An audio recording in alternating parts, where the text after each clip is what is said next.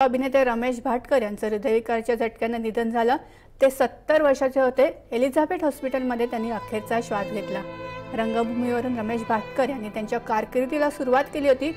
अश्रूंची झाली फुलं हे त्यांचं नाटक चांगलंच गाजलं होतं। केव्हा तरी पहाटे, अखेर तू येशीलच, राहू केतू, मुक्ता यासारखी अनेक नाटकं गाजली।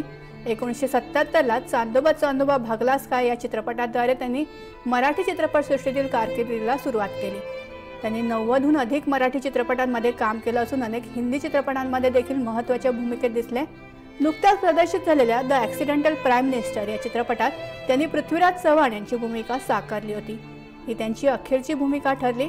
त्यांच्या पार्थिवाचं दर्शन घेण्यासाठी मराठी सिनेसृष्टीतील अनेक कलाकारांनी हजेरी लावली।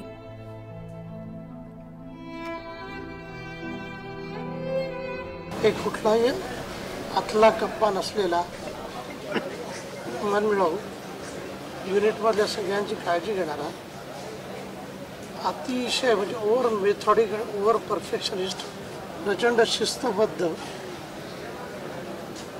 असा एक मित्र आणि एक काय म्हणतात उमदा कलाकार ज्याला म्हणावं, आज आपल्यातनं गेले। रमेश भाटकर यांचं नाव आलं की लगेच 90चा एरा जेव्हा आम्ही लहान होतो किंवा तरुणाईकडे जात होतो, तिसरा डोळा, कमांडर असे बरेचसे म्हणजे हिरोजेनिक आणि जे म्हणजे लहान मुलांना आकर्षित करणार असे त्यांचे सिरियल चालू होते। आणि तिसरा डोळा